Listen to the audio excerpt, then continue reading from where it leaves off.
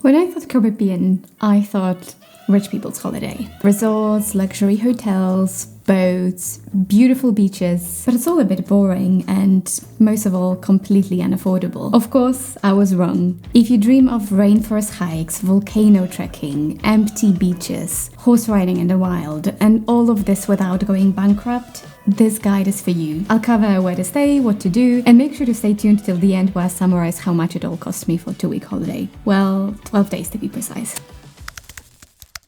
So why Saint Lucia? At least to me, it's a bit special among the Caribbean islands. It not only has beautiful beaches, but also mountains, rainforests, and very cute towns. And all of it makes it very easy for it to cater to different tastes. The island has French and British colonial influences, and its population is about 180,000 of people. They speak English and Creole, which makes it very easy to communicate when you're there. I think overall, the gastronomy, the culture, the beauty of the nature makes it a very interesting place to stay. Best time to visit is between December and April, and that's exactly what we did. We went in December, and that was a really great escape from the winter in Europe. We also got a very good deal for a direct flight from London, which took us about 8 hours, and it wasn't that expensive. If I only had 1 week in the island, I would stay 4-5 days in the south and 2-3 days in the north. But most likely I would stay longer in the south. The main difference is that the south is mountainous and has rainforests, so it's a great place if you're after the adventure, hiking in the nature. And the north is a bit more focused around towns, is a bit more touristy, it has bars, restaurants and all of that. So it depends what you like, I guess. Now to the itinerary. My trip was 12 days exactly, so if you have 1 week only, I think it will be very easy for you to scale down, and if you want to stay full 2 weeks, you can also extend it.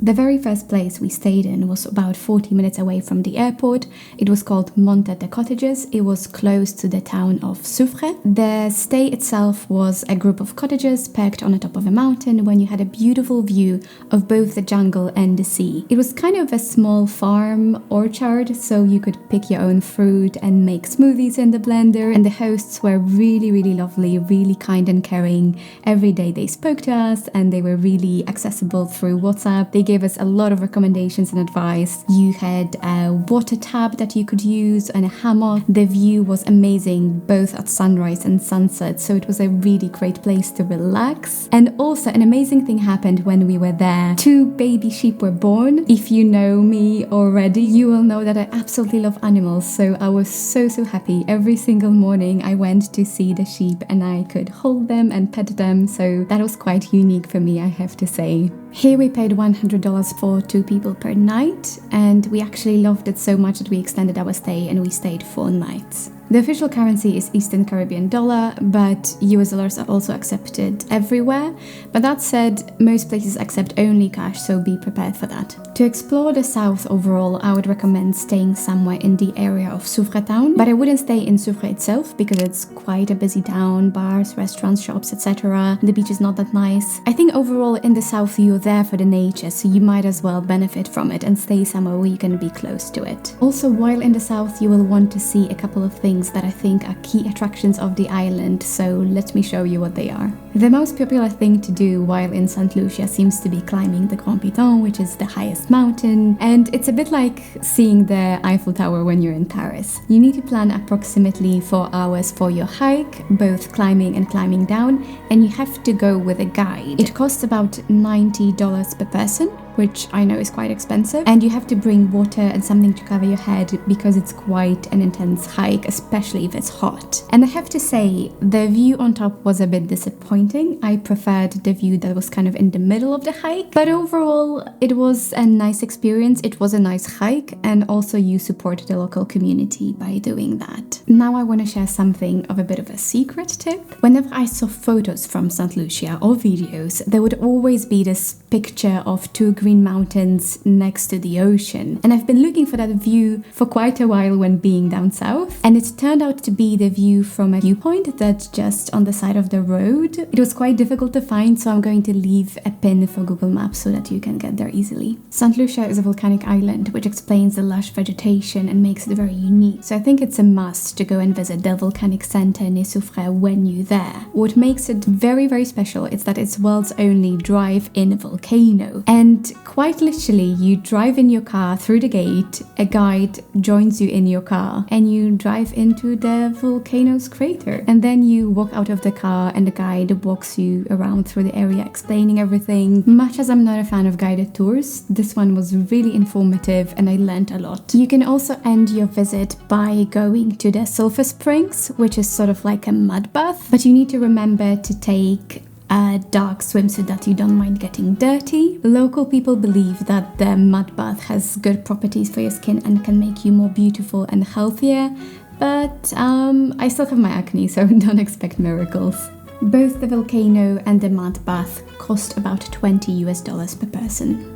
If I were you, I wouldn't leave the island without going to the sugar beach. The amazing thing about Saint Lucia is that any beach on the island could be next to the most expensive resort. It's public and free for anyone to access, and that's the case also with the sugar beach. To get to the beach, you can drive to the main gate where you have to park your car, and then you can walk down to the beach, or you can pay for the golf cart, or also if you spend money in the beach bar, you can get the transport for free on your way back. Normally to stay in this hotel, it costs approximately from $4,000 to $7,000 per night. And we spent there a good couple of hours enjoying the beautiful scenery and we didn't pay a thing. In that area you can also visit the botanic garden, which has a waterfall and all the local plants and vegetation. But I have to say I didn't find it that special because the nature was beautiful just everywhere. So if you're pressed for time, you can skip it. Other things that you could do in the area are ATV tours or Hotel Chocolat, which is restaurant, hotel, chocolate farm run by the luxury British chocolate company. I didn't do any of those because I was likely at home petting my baby sheep.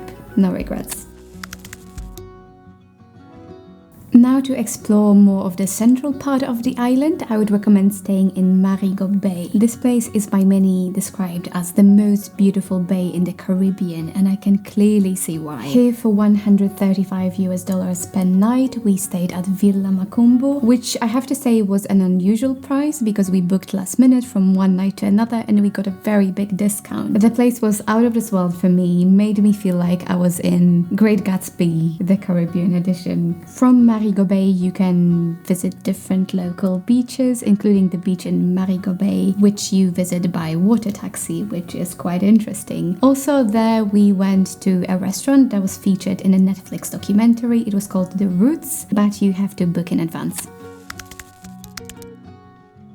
So moving upwards in the island, we're getting to the north, which does not have the jungle, rainforest. It's more centered around cities, but there's also hotels and beaches and restaurants and bars and all of that. Here, most people stay in either Rodney Bay or Gros Islet. We stayed in Gros Islet, which is known for Friday Jam Street Party, which is this great Caribbean fete with music, barbecue, and all of this. But unfortunately, we were not there on Friday, so I can't tell you how it was. And we stayed in the cheapest option that we found, which was $370 for 5 nights, so $74 per night. It was clean, the neighborhood was nice, very local, close to the beach, but it was very loud at night because it's quite a party area, so take that into consideration, I guess. So as I mentioned, I definitely prefer the south, which has more of the rainforest jungle vibes. But the reason why we stayed for 5 days in the north is because you can do kite surfing there. So if you want to kite surf or learn how to do it, there's a pretty good spot that's suitable for beginners. Another place definitely worth visiting in the north is called Pigeon Island. It's a national park and has a long history of battles and pirates, and there are ruins that you can see, and there's a beach so you can bring your swimsuit. It's a very lovely place to spend half a day, I think.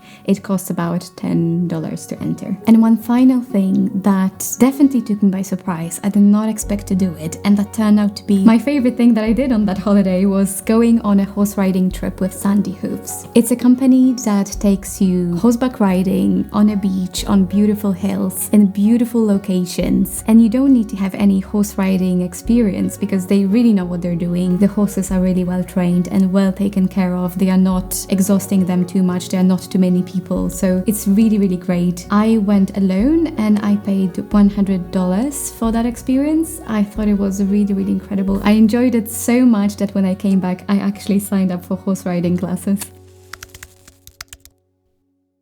The best way to get around the island is by getting a car. Here, the cheapest option that we found was $440 for 12 days. And we always go for the cheapest option, but here for the first time we upgraded, so we paid around $700 for a four-wheeler. And the reason why we did that was because a lot of roads, especially in the south, were very uphill and not particularly well maintained, so I felt a lot more confident. You could also take a less powerful car and it will also be fine, but potentially less convenient.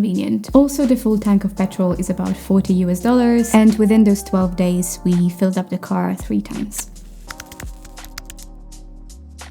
The Caribbean is known for its flavorful cuisine, so you should definitely make use of it. But here, the range of budgets is just huge, so if you want to save money, this is definitely the area where you have a lot of leverage. We mostly opted for local restaurants that we enjoyed the most. One of them was Fedo's near Soufre, and there a local dish costs about $6-7 US. They will not charge you double because you're a tourist, unlike some other places, so definitely give them a visit. And you have to try their passion fruit juice and hot sauce. Overall, when we were there, we had a lot of hot sauce. One of them is called Byron, and you can buy it in local supermarkets too. In terms of eating out, the north is a bit more expensive, a bit more touristy, so there a chicken or fish dish would be like $20-25 US. A salad would be like $15. A breakfast would be between $10-15 as well. I know it's not crazy expensive, but it was more expensive than what we were used to. To save some money, most lunches, breakfasts and some dinners we had at home with the food we got in the supermarket. 1 week's worth of groceries including pasta, sauces, fruit, veggies, some drinks cost us about $100 US. We always went to Macy's stores, which are located all over the island. So here's the actual breakdown of everything. As you can see, the car and hotels were the biggest expenses. For this 12-day holiday for 2 people, we paid about $2,600 US, and that's without flights. Also, as a disclaimer, our goal was not to make it as cheap as possible. We simply try to keep it within reason to enjoy a bit of this Caribbean paradise without going broke, if you see what I mean. But that said, there were cheaper versions of everything, more affordable Airbnbs and so on, so if you wanted to make a yet more budget-friendly version of this holiday, you totally can. Saint Lucia was definitely more on the expensive side when it comes to the holiday that we go to, kind of on par with Mexico. But it was very diverse, beautiful and relaxing and exciting at the same time, so I really, really enjoyed it. If you are hesitating between Saint Lucia and Mexico, which as I mentioned are kind of in the similar price range, feel free to check out my Yucatan Peninsula guide, which was also one of my favorite holidays.